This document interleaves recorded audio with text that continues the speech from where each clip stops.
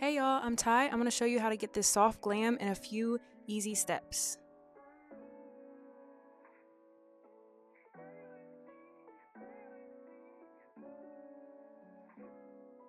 Today we're using the e.l.f. Brow Laminating Gel, and I really like this product because it keeps your brows in place all day.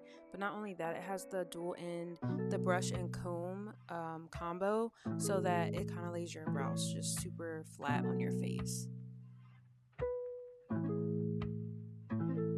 I don't know if you're doing makeup with me, but if you are, we're now going to go in with our concealer. I always do a lighter shade, one or two shades lighter than my skin tone under my brow. I just like for them to pop a little bit. I do not conceal over top of my brow though. And I also don't like my brows to be too arched. I like for them to go a little more straight. So that's why you see me going outward instead of downward. Now, I don't know if someone has told you already, but stop sleeping on paintbrushes. This is actually a paintbrush, and the reason why I use it is because I know that I can get precise lines, and it's very, very flat.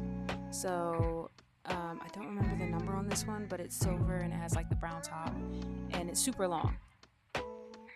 Also, sometimes I do face first, and sometimes I'll do eyes first. It really just depends on my mood. I know for my clients, it's the same thing. I do eyes first sometimes, or face first. Also depends on fallout. Right now you just see me going over my lids with concealer. I normally don't use eye primer.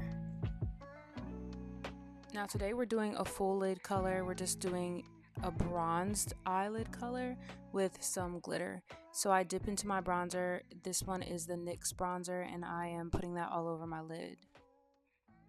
I don't know if y'all have this issue, but watching yourself and talking through voiceover is so odd. I think I just need to get back into the routine of doing it, but I'm so happy to have you watching this. Now I do want to add, if you want your pigment to really stand out, you could use a more dense brush. I kind of wanted mine a little more buffed out because when I put that shimmer on the lid, I just wanted it to give a glowy look. So that is why I'm using more of a fluffy brush.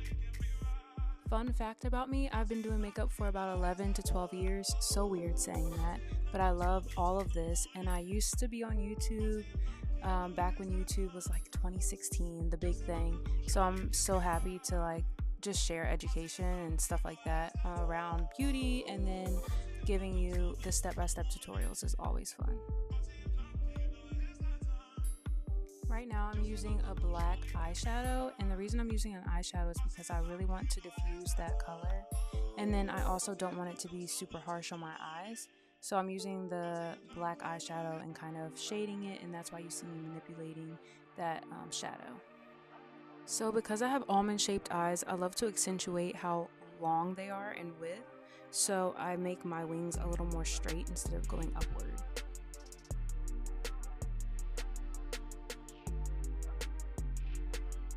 I love a good base. This is the Charlotte Tilbury Magic Water Cream, and I promise you, I have hyperpigmentation and oily skin. This will not mess with the oils. This is a great moisturizer.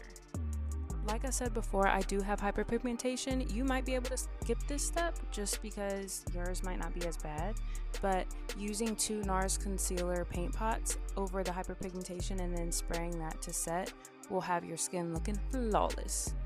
I don't know about you, but this is a way you can check to see if a lash will go with a look. Obviously, I did not like that lash. It was a bit fluffy, so I tried a more natural lash where the end will be a little more fluffy than the inside, and it'll kind of just match the look better. It's so weird wearing lashes sometimes just because I don't wear them as often as I used to, but I definitely want to start wearing them more again. And as you can see, I'm just using the eyelash curler more so at the end of the lashes because, again, I want to give that fanned out effect at the end of the lash. First of all, if you think you don't need a lash curler, you do. Okay? Secondly, if you hold the mirror downward and put your lashes on that way, it's so much more easy to put a falsie on than it is looking directly in the mirror and trying to get it straight onto the lash line. And really, I need a real handheld eyelash curler because this was getting on my nerves, but I do like the fact that it's so close up and I can kind of manipulate the lashes how I want to. This is when you start thinking the look came together. The lashes always pull it off. Okay, we're gonna put a burnt orange liner on the waterline just to kind of match the eyeshadow color. And then we're gonna go in with some sort of serum. This is the Kiehl's Dark Spot Serum. Love it. Okay, now that we let the spot concealer dry down and we have our skin prepped, we're going in with the Haus Labs foundation and then L'Oreal's foundation, two of my favorites. They go very well with oily or combination skin. I do want to add, it's okay if your foundation is a little too yellow or a little too red because you can definitely balance it out using concealer or bronzer. So just letting you know that. Mine seems to match pretty well. On camera it comes off a little more yellow, but that's totally fine because we're going to bronze it up and we're going to use concealer to balance out those colors. Using the Too Faced concealer under the eyes, on the outside of the eyes, also Cupid's bow, your chin, as well as your forehead and your nose. You're going to outline the highlighted parts. Also, as you can tell, I have a longer face, so I'm just kind of making sure that I angle all of the highlighted areas in the right spot. And then in the inside of my eye, I'm using the Sephora Collection concealer. This is the Evian facial spray, and I love using this in between different steps. Honestly, just to keep my face hydrated and keep that concealer movable once it dries down just a little bit. Now I know the lashes brought the eyes together, but blending the concealer is a different type of hype, girl. Like, just using this brush to kind of blend out all the concealer, and sometimes I'll let it dry down even more and just blend on the edges will give you such a blurred effect. Using this Real Techniques concealer brush, you really want to take your time with this step because this is concealer and this will make or break your makeup look, especially when you have a specific shaped face and you're kind of trying to alter that using makeup. For instance, for me, I have more of an oval shape, so I'm trying to make sure that all of my makeup kind of is blended outward to give the effect of my face looking more round than as oval as it is. I don't know if you can tell, but I'm using the butt end of that concealer brush to kind of push in that highlighter on the nose, and then I use the foundation brush to go over any harsh lines, and that includes all over my full face. So you can tell I'm using it for the harsh lines on my nose, and then I'll also use it on my chin, and then also underneath that line where you would normally have like your bronzer. So I'm just kind of mapping out my face and getting it ready for the rest of the creams. I am such a pink blush girly, and I don't know if you are too. I hope you are, but if not, I do use other blushes and I will on this channel. I just know that this complements my skin so well. This is the e.l.f. cream blush in lilac, I want to say, and I'm also using the Morphe blush brush, which I absolutely love. I feel like this is a true trust the process video, and I live by that saying, and I know a lot of makeup artists do, but there are just some parts that you're like, oh my gosh, this looks crazy, but it honestly comes together. Using Hourglass concealer, I went in with a lighter color and blended that out to the blush, and this just creates a more highlighted effect under my eye. I love a bright under eye, so if you don't love a bright under eye, you might want to skip this step. I feel like everybody should have the Made by Mitchell curve cases by now, but if you don't, run and go get it. It's on TikTok Shop, but you can also buy it online. They have multiple shades. This is the medium, I want to say, curve case, and when I tell you it's a staple in my kit, it's a staple in my professional kit. Yeah, go get it.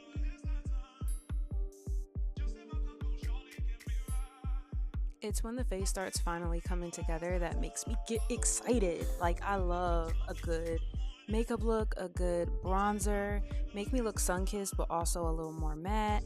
So anyway, I'm going in with the bronzer also on my nose. I don't really contour, but I do want to start getting back into contouring my cheeks at least to add some depth. I have more of a wide nose, so this really gives the effect of it being a little more slender and snatched, and that's the effect that we're going for.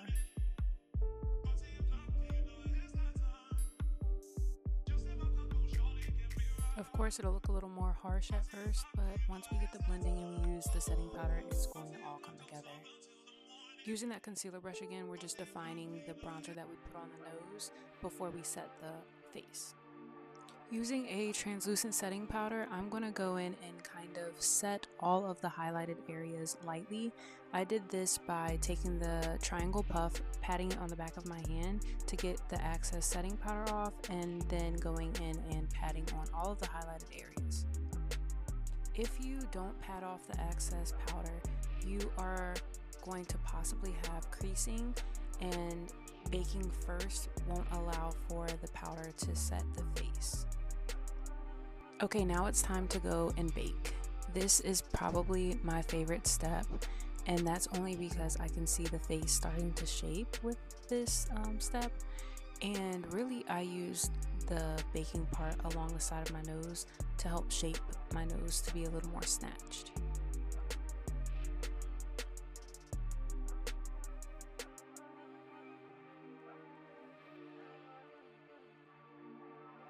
We are even setting our nose today. Honestly, this helps with my oiliness. I know that sounds crazy, but I get really oily in my T-zone, and if you're an oily girly, this might help your nose from getting so oily throughout the day.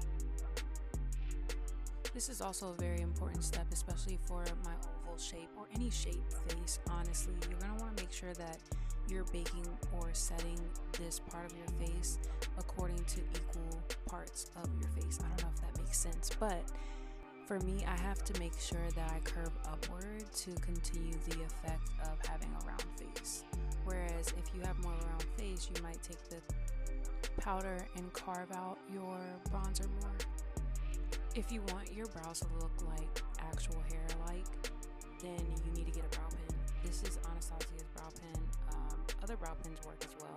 The way that I carve my brows though, I use a brow pencil at the beginning of it, and then I use my brow pen for the end and the tail ends of it. Also, I use the brow pen at the beginning parts for like hair-like strokes. This pencil is really used for shading, and honestly, it just gives me the depth that I need to my brows and the darkness that I need. Always use a spoolie to kind of get those hairs and put them in the position that you want them to be in, but also take away the excess product that you probably don't need on the brow. And this is where you go back in and you use that pen for the hair-like strokes at the beginning and maybe even throughout. I know I like my brows to look very, laminated almost, but still laid down, and so I think that this method really gives that effect.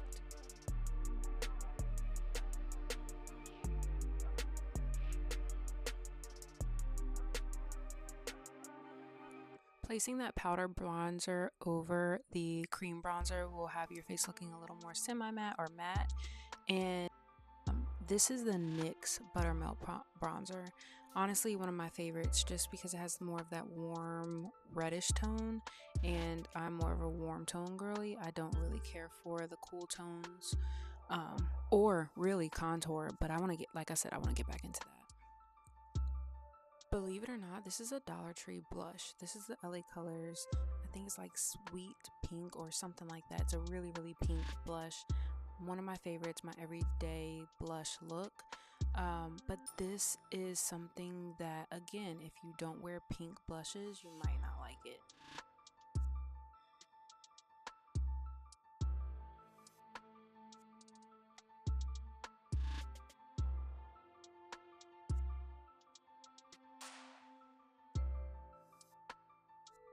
After setting the concealer under my brows, I'm really using this Fenty pressed powder all over my face, and then I'm going to go back in and kind of just diffuse that setting powder that we had, and I used the butt end of that triangle puff to blend out that setting powder. This is probably my everyday look. I would go a little lighter on the eyeshadow if it were, and then sometimes I don't wear the lashes for everyday look, but I do the mascara on my bottom lashes, and I always go back in with powders just because, again, I'm an oily girly, and then also it helps cover hyperpigmentation. For lips, we're going to do a brown liner. This is actually a NARS eyeliner. Remember, there are no rules to makeup, so do it however you please, and also use whatever you can for different reasons. You don't have to use everything. I mean, I've used a blush as a lip color to help when I don't have a lip color. So this is how I line my lips. I love like a baby doll lip look, and then I buff it out using one of the buffing brushes that I have.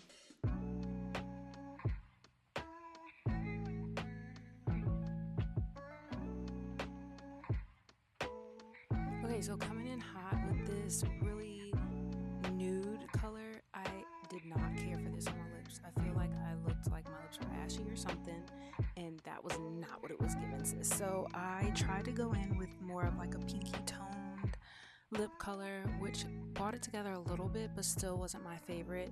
Trying to make it work, I used a Fenty Diamond Gloss, and I mean, it made it come together a little bit, but still was a little too nude for me. I just was not happy with this lip color. I don't know if it's just the tone of it, but I just went to do something else. So I put some highlighter on from Rare Beauty, and then I felt like I would come back to it later. So I did setting sprays, I did Charlotte Tilbury, and then Urban Decay, and then finally finished it off with some one size setting spray. Trying this again, I used a more warm pinky tone lip gloss, and I think this kind of muted it down a little bit, so I was satisfied with that. There's my wife, and I love her so much. That's what I'm telling y'all. So finishing the look off, I'm gonna just take my hair down. I was not satisfied with the curls that did not really stay, so I'm going in with my Dyson Airwrap and just freshening up those curls. Well, if you didn't know, I do have a wife, and of course you don't know, this is my first video in many years. So, I am a part of the LGBT community. I am happily married. I live in Virginia. I have no kids yet, and I'm just excited to start this back off and really share with the world part of the beauty community and what I can do for the beauty community. Okay, if you made it this far, please drop a heart in the comments section or a pencil as if you learned something while watching this. I hope to bring you more beauty tutorials, likes, don't likes, and just more content around the LGBTQ community. And also just bringing back those step-by-step makeup tutorials for your everyday girlies. I'm here for y'all. Thanks for watching this far. See you next time.